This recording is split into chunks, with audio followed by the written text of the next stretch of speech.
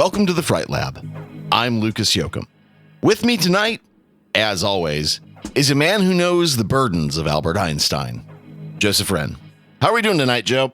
We are going to take ourselves on a psychedelic, transcendental, meditative state of whatever the hell I'm going to put on this page. My friend, it was promised with the unfortunate passing today. We are starting our conversation about the master of weird, Mr. David Lynch. Rest in peace, sir. Agreed. So as most of you probably already know, the legendary artist-director David Lynch passed away on January 16th, 2025. We recorded a short eulogy of him and his work, and we want to thank you all for listening to that and sharing it around. As a result of that recording, Joe and I decided it was time to start tackling Lynch's canon. But the question there is, well, where do you even start with that? That is a profound undertaking. Lynch's output is, in a word, prodigious. It's prolific. It's impossible to just nail down, right? He's released full-length features, multiple seasons of TV shows, recorded or helped to record or produce several EPs and LPs of original music, and easily a dozen plus short films, probably multiple dozens of short films, honestly. This is complicated by his work being, well, a little spread out. The feature films are easily enough acquired. You can find them on eBay with very minimum effort if you need a copy, or any other, reasonable place to buy modern media these days. Some of his TV output is also pretty easily obtained. You can get copies of, say, Twin Peaks fairly inexpensively. But if you're wanting to see the shorts that he made for his website, davidlynch.com, well, that'll take some doing. For instance, I managed to snag a copy of Dynamic One, the best of davidlynch.com, by accident, I think like a decade ago. I paid about $20 for it at a used record store. And honestly, I've never seen another one of those discs in the wild since. That's not me bragging. It's just, you would think there would be more of them around, and there just doesn't seem to be. That rarity makes me think it might even be a bootleg somebody made. If it is, I would be very surprised, because it's a very nice presentation, but whether it is or not, I can't answer. Okay, so with his TV work, we need to kind of focus in for a second. Outside of the 3 seasons of Twin Peaks, Lynch released 3 other seasons of televised, or maybe more accurately, non-theatrical series in the 1990s. So that's The American Chronicles in 1990, On the Air in 1992, and Hotel Room in 1993. And full confession time, siblings, I'm sorry, I have never seen any of those 3 shows. Joe, have you even heard of these before? They all ring a bell in the mythos of David Lynch. Anytime you talk about Lynch, somebody like yourself says, well, if you like that, have you seen insert name of David Lynch short? Sure. And they ring a bell, but I don't know that I've sat down and watched them, or if I caught a clip of them in a documentary once, or somewhere at the late night grindhouse, somebody was showing it, just as a way to fill time between features. I can't say that any of those ring a bell in my mind, but when it comes to Lynch, you sometimes have to seek out the pain. And I feel like those shorts are on the list of pain. I'm going to talk about that more later.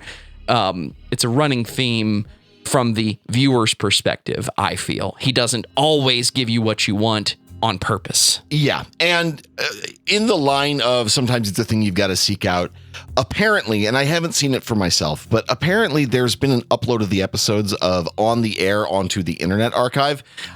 I heard a rumor that it might have been from his estate. I don't know, so I can't answer that directly. So if you are interested in checking that out, check the Internet Archive. Apparently it's there. Those might end up being an episode of their own sometime. I don't know. Frankly, guys, I don't really know how the whole David Lynch retrospective is going to end up shaking out. We have some plans to do just single episodes about certain of his feature films, but covering the entirety of his canon, I don't know. I don't know where to go with that. We're going to be here a while. Precisely that. So if you know where I can watch or get copies of more of the quote unquote lost Lynch media, or just have copies you'll let me watch, please email us at thefrightlabpodcast@gmail.com. We will be happy to figure out shipping back and forth if you are willing to help us out with those. All right, so with all of that in mind, how do you even talk about the career of David Lynch in a meaningful way? Moreover, what parts of his canon do you want to discuss? Like, I love Blue Velvet, Wild at Heart, and Lost Highway. And I want to discuss his biggest projects, but I feel like there's been a lot of talk about them over the last few decades, let alone in the last few months. And rest assured, siblings, I will get to them at some point, but instead, I want to focus in on some of Lynch's lesser discussed and maybe even just lesser known pieces. In the sakes of full disclosure, it is worth asking a short question before we get into the weeds of these pieces. Specifically, I want to revisit a moment from our eulogy of David Lynch, and that question is, was Lynch actually making horror? Follow me in.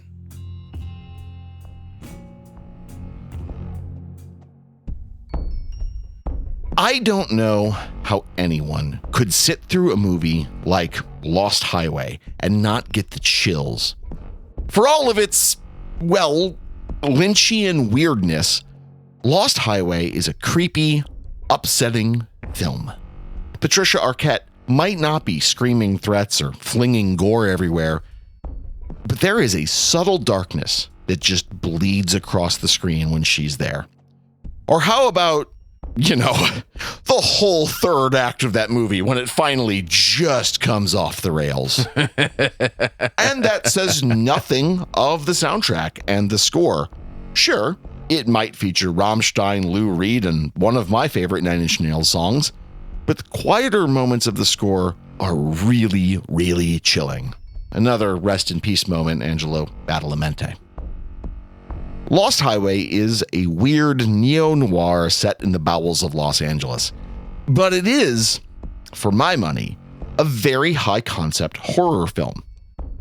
It is explicitly scary, and I think Lynch must have known, on some level, how much it was going to upset its audience. It is a surrealist piece, I'll grant that, but I think surrealism is one of the finest and most difficult ways to convey horror.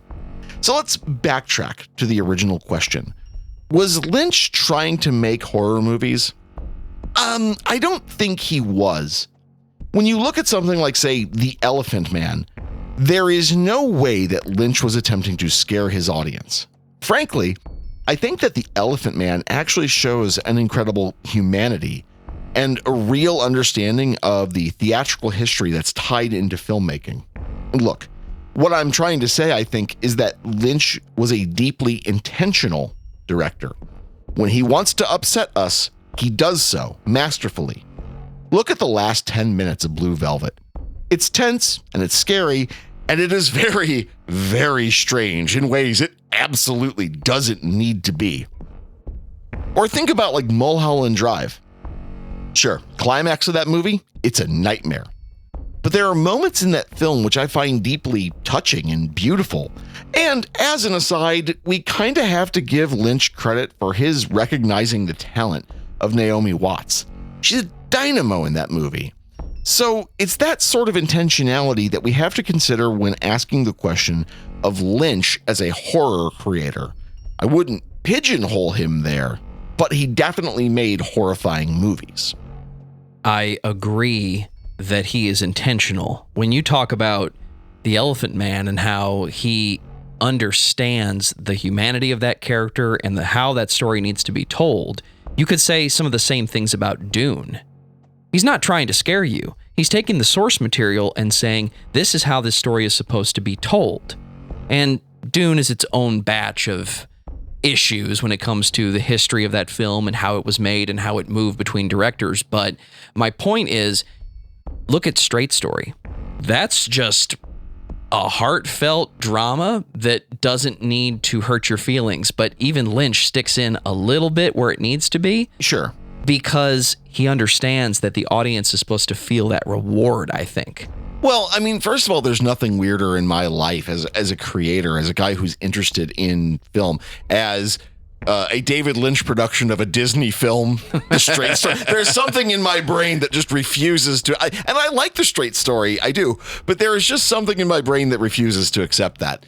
But I also think there was no way he was going to tell a touching, heartfelt story about one farmer on a trip to go talk to his brother one last time. And it was going to get weird. Like, he was going to add some Lynchian bullshit to it, because I don't know that he knew any other way, right? We're going to talk about 3 films tonight.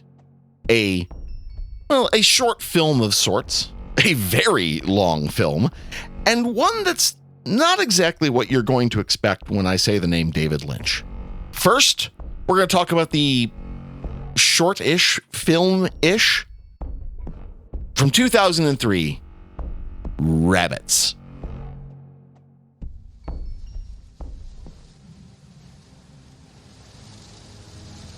I am going to find out one day.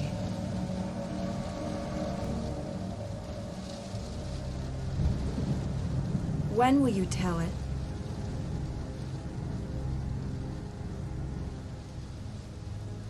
Were there any calls?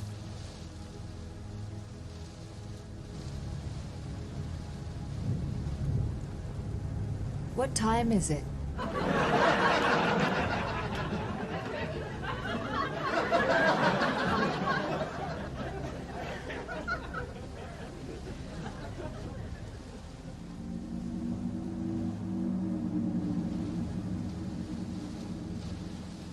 I have a secret.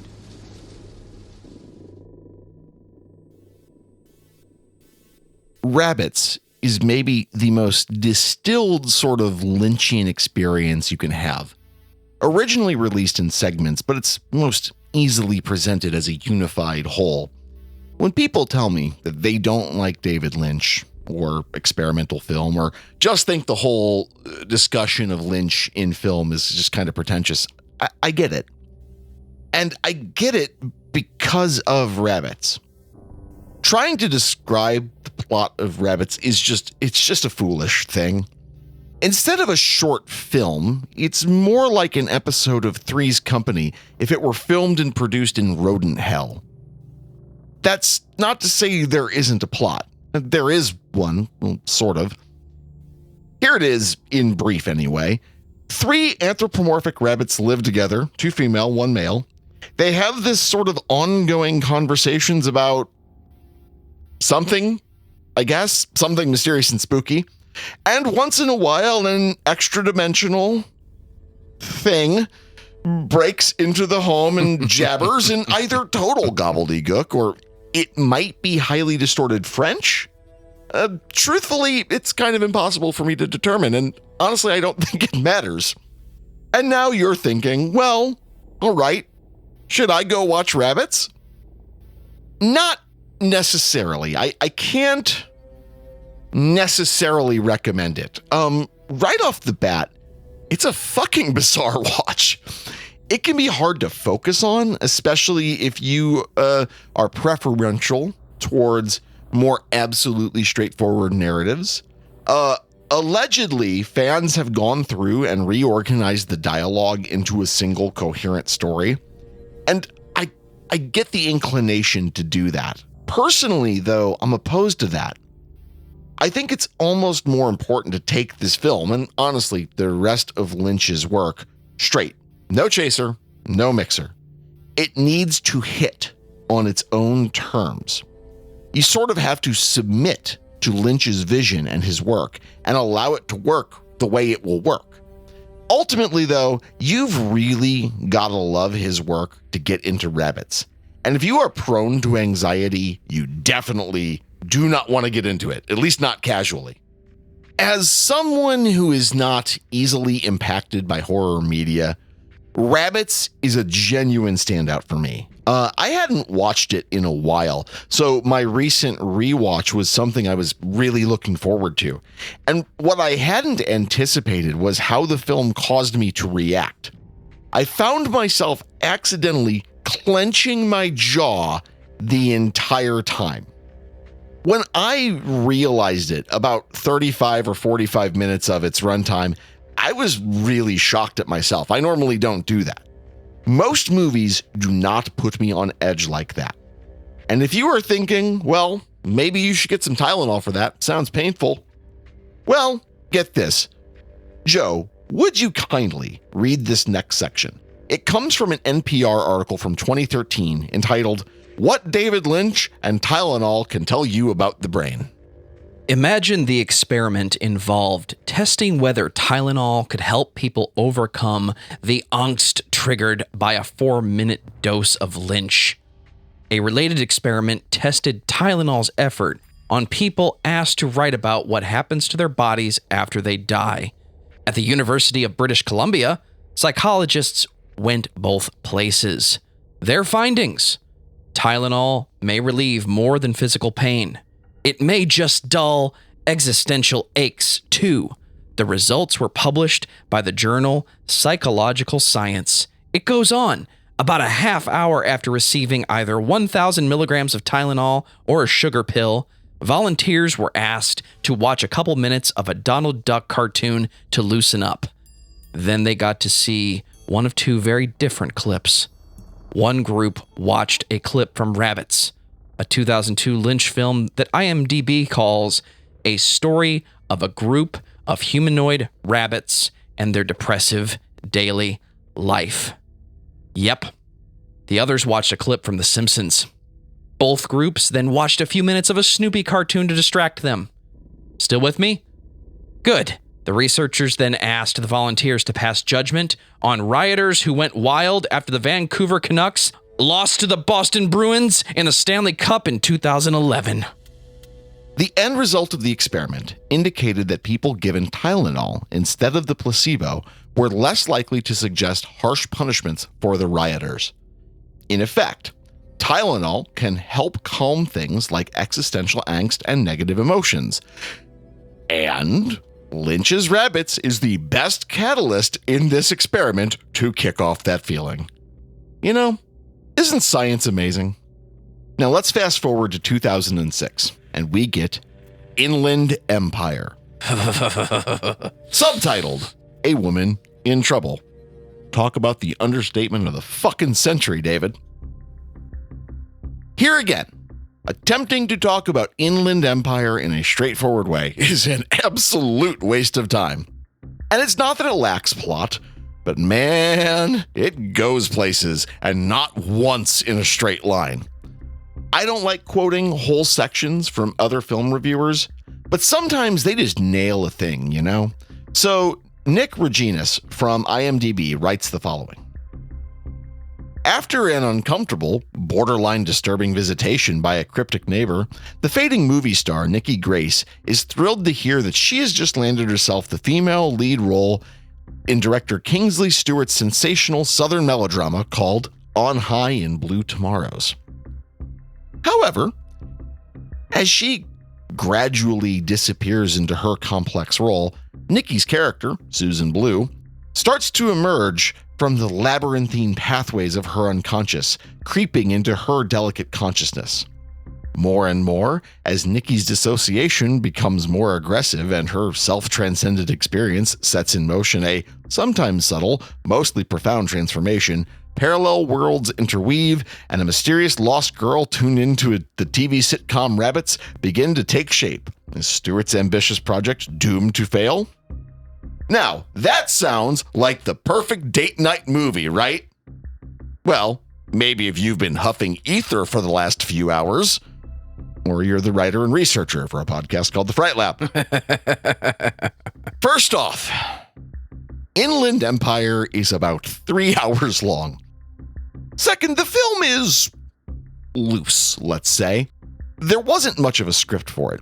Essentially, Lynch showed up each day to the set with new pages of a script to be worked on. And that sounds pretty well Lynchian, but it goes on. The film wasn't actually a film. It was shot on an early SD digital video camera, so it has this very distinctive and admittedly a little cheap look. I like it, but it looks a little rough. It's not ugly, but if you're expecting that crisp Lynchian filming style, that beautiful kind of old school filming style, this ain't it. And I know it was said just a minute ago, but the rabbits are back too, and that's great, I guess. My dear audience, siblings, I was really hoping to dig up a review where we could use our harpsichord once again to help us narrate some angry comments. Alas, the film is mostly deeply loved by critics and fans of Lynch's works. It, along with rabbits, sort of signposts the latter part of David Lynch's work. It's uncut madness, completely over the edge. And I know some people who can't stand that movie. Believe me, here again, I get it. I understand why. 3 hours is a big ask for most cinema audiences. And this movie is just such a profound mindfuck that it can be hard to sit through. Lynch almost refused to even comment on the film, but he would use a quote from the Upanishads to describe it. He would say, "We are like the spider. We weave our life and then we move along in it. We are like the dreamer who dreams and then lives in the dream." Joe, are you a fan of Inland Empire? This is the Lynch film I've spent the least amount of time with. When I look back at everything he's known for and what everybody talks about, Inland Empire has been getting more mentions, but I can't say I've sat down and watched it more than twice, and even then in pieces the second time, because like you said, it's 3 hours. But the thing that has me coming back to it, I'm not a fan of the idea that Lynch's films are telling a logical story in reverse, but I always think of Inland Empire after I watched Twin Peaks: The Return, because there is that moment near the end of the series where the character of Dale Cooper talks about living inside a dream. And from the moment I heard that line, and there's a lot to be said about Twin Peaks that we're not going to get to today. Oh, of course. My brain said, where have I heard that? I don't think I've ever heard Lynch blatantly repeat himself as much as it seems to be from Inland Empire. I think Inland Empire is the first film he made where he wanted to assemble it on the fly, almost as if every day was a new meditation and he was just trying to follow the muse instead of, here is the movie we're going to make. Because when you see him on set, and there's a lot of behind the scenes for Twin Peaks: The Return, it's very much like, what does David need me to know today? Almost like he's using his actors as puppets. And that might be part of his style that we love so much, because it does feel dreamlike. Inland Empire was the first time I thought I heard a reference. And I had to go back and say, wait a minute. Are we actually continuing Twin Peaks? Are we continuing Mulholland Drive? Or are we looping back to Inland Empire here? Because when he references the rabbits, when he references something that he's done, it's kind of a, hey, I was trying to tell you before and you didn't pay attention. So I'm kind of telling you to go back and look again because you missed something really important. And I don't think he's ever been so presumptuous to do that.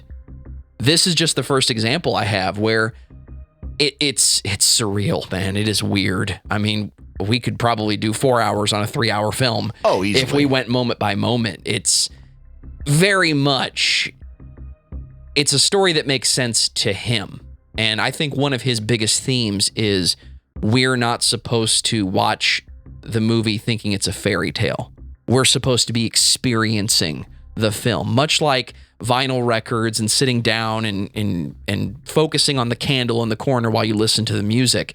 It's not supposed to be a little tidbit that you get. It's supposed to be an experience, because he's trying to convey and insert an emotion and a feeling into your being. This was just this is a big one. It's hard to sit down and watch Inland Empire and enjoy it because it feels the most random to me. Yeah, I can absolutely see that. The first time I watched Inland Empire, I remember really distinctly. It was on cable. I think it might have been like IFC. I watched it on demand. It was myself and my then romantic partner. We were watching it, and she was very tolerant of Lynch. There was a point where we paused the movie to like refill our glasses of water or something. And you know, when you pause a streaming video, you get the bar at the bottom that tells you how much longer you have to the film. And she saw that there was an additional hour and like 19 minutes. And she went, absolutely fucking not. I'm going to bed. This is terrible. And I was very disappointed, as you might imagine. And I had to wait several days to go back and rewatch it again because, again, it is like a nearly 3-hour investment and it's a long movie. I fell in love with the movie almost instantly. I fell deeply in love with the movie. The copy I own, I think it's the pretty standard DVD copy. It's a 2-disc set. And talking about the extras and how none of them make sense, there's a bunch of deleted scenes. There's some behind the scenes stuff. And there's this 30-minute-ish clip called Quinoa. And it's David Lynch at his home cooking quinoa and telling you stories. It's very random, but it's fucking mesmerizing, you know? It's one of those things that you see and you're just kind of stuck watching it because the way he's telling you stories from the road, so to speak, is really, really interesting. But a movie like Inland Empire, because it is so defiant of regular commentary, again, when people say they don't like it, I get it because it is so hard to love. It's such a brute. But it is also one of those films where I think it's kind of, again, rather like Rabbits, it's the most distilled Lynchian experience. It's the least, like, no one would ever describe David Lynch as apologetic, but this is David Lynch at his least apologetic, if that makes any sense. Finally, I want to talk about a movie that, well, it's not exactly a David Lynch movie. Not directly. He didn't direct this film. He didn't write it. He did produce the movie, and man, his fingerprints are all over it. More importantly, I think it illustrates one of the reasons that fans of Lynch keep coming back to him. And we're talking about a 2013 documentary called My Beautiful Broken Brain. I was a pretty normal, very busy, kind of a clever person, and now I'm starting from the beginning. My sister, Lotje, was an extremely dynamic, very impassioned individual. I remember Jan kind of calling out Lotje, but she wasn't responding. I decided to call 999. She was undergoing a medical emergency to her brain, and she had a very high probability of dying. We literally had no idea what the outcome would be. I can't write at all. What about these photographs? This, my nephew. She's your nephew? Yes, nephew, and now she's also a nephew? Niece. She's the most articulate person, so it's almost obscene that it's affected that part of her brain. A, B, C, D, E, F, G. Something's happened to me, which nobody's really explained to me yet. I started seeing flashes of colour, like... I feel like I'm in a David Lynch movie. Dear Mr. Lynch, I've discovered this portal where my brain once was. So I'd love to share it with you because I think you're going to like it.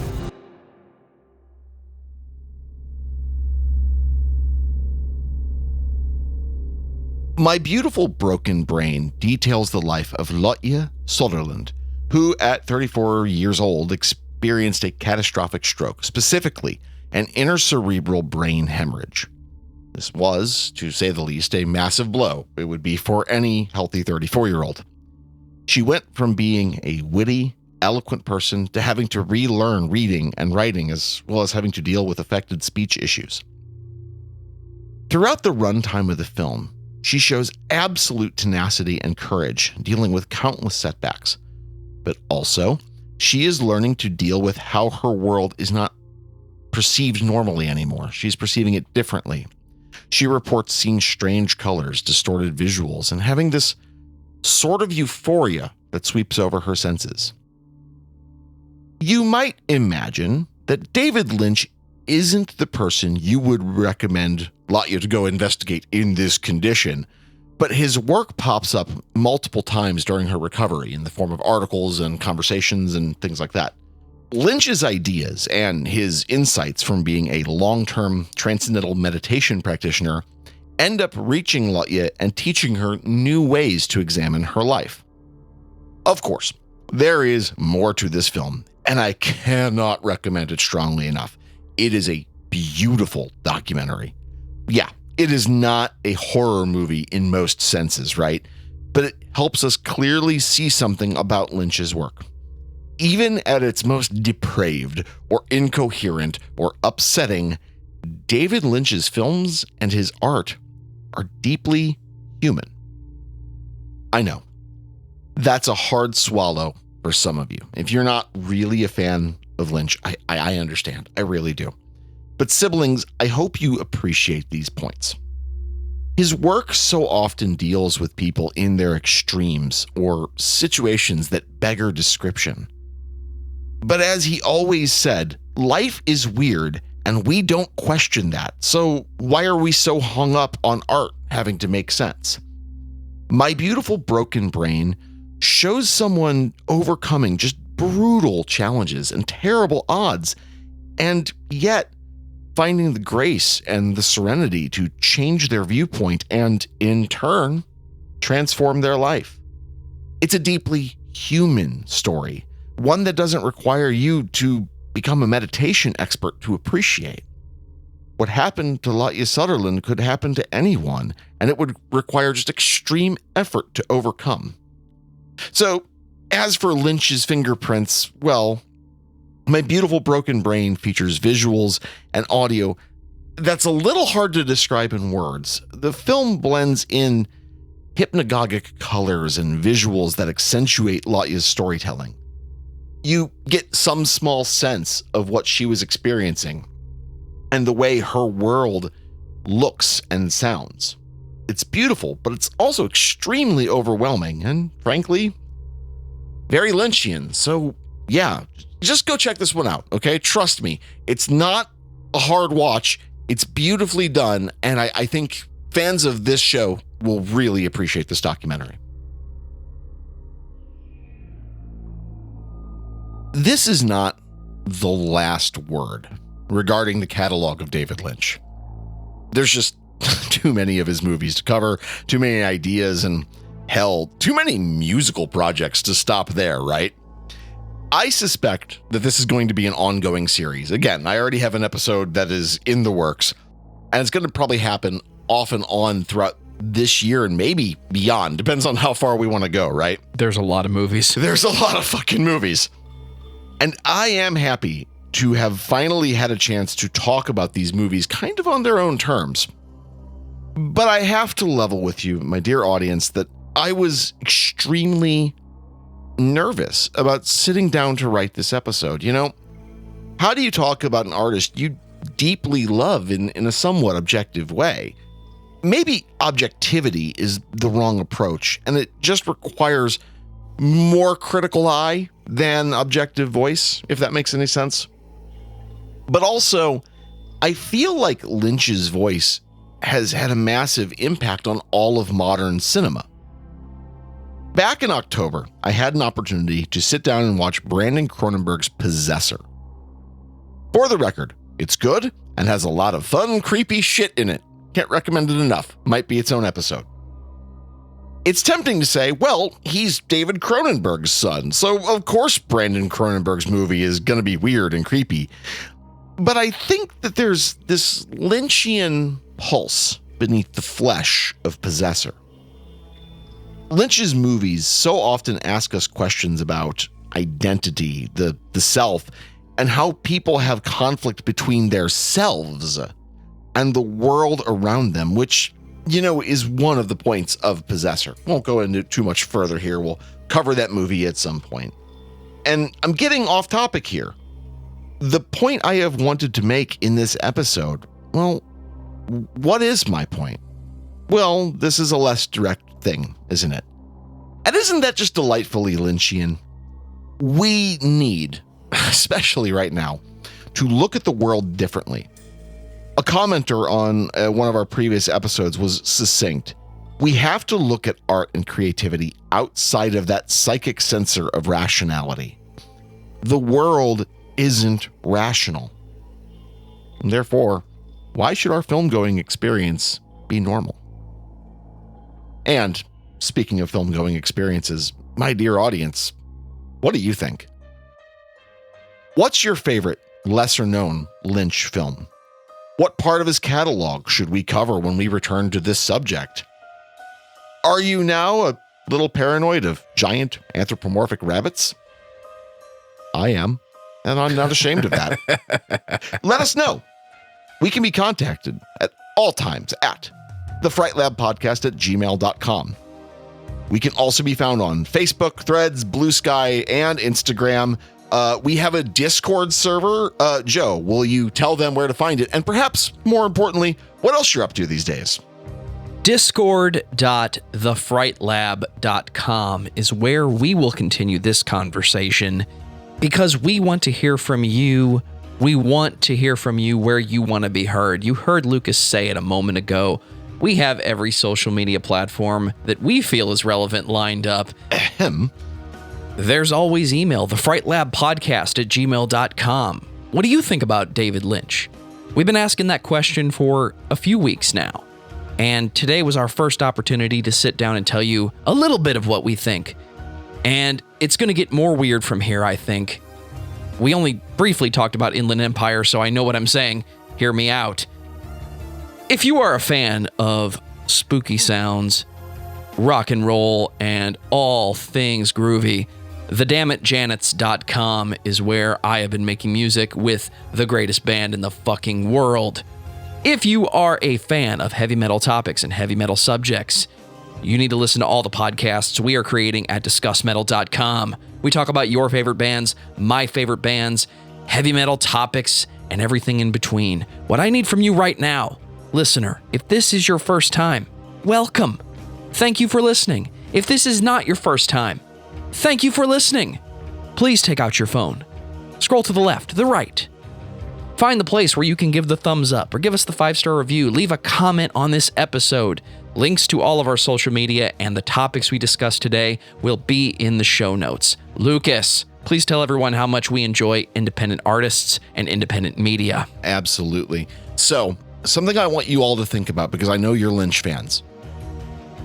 You have to remember, and this is going to be something that we talk about here pretty soon, there is no indie film world without David Lynch. But more importantly, there's no indie film world without indie film fans. It's not just film that I'm concerned with. I'm interested in independent music, independent long-form shows, and of course, independent podcasts. So, if you are a horror creator or a horror-adjacent creator, be that movies, long-form video series, short-form video series, are you doing some groovy, next-level dark ambient shit that you want me to hear? How about punk? How about rap? Whatever. We want to know about it, we want to hear about it, and we want to help you guys get all the bandwidth you can. So again, reach out to us, thefrightlabpodcast@gmail.com. We want to expand this beautiful, broken world that we're in, and we want to bring as many people along. One last thing. It's been a while since we've gotten an episode out. I'm well aware of that. That's my fault. I've been lazy or something. One of the things I want to say is that we've been doing this many years now. We are so close to 50 episodes, I don't even know what to do with myself. And I owe it all to you guys. For all of our siblings listening right now, thank you so much. And we have so much more coming, and we're so excited for everything that's about to happen. And, as always, The Fright Lab is written and researched by me, Lucas Yoakum. Joseph Wren is the co-host with the most, as well as my favorite producer. We appreciate each and every one of you, and we will talk to you all again very soon. Okay, time for some coffee. That is a damn fine cup of coffee.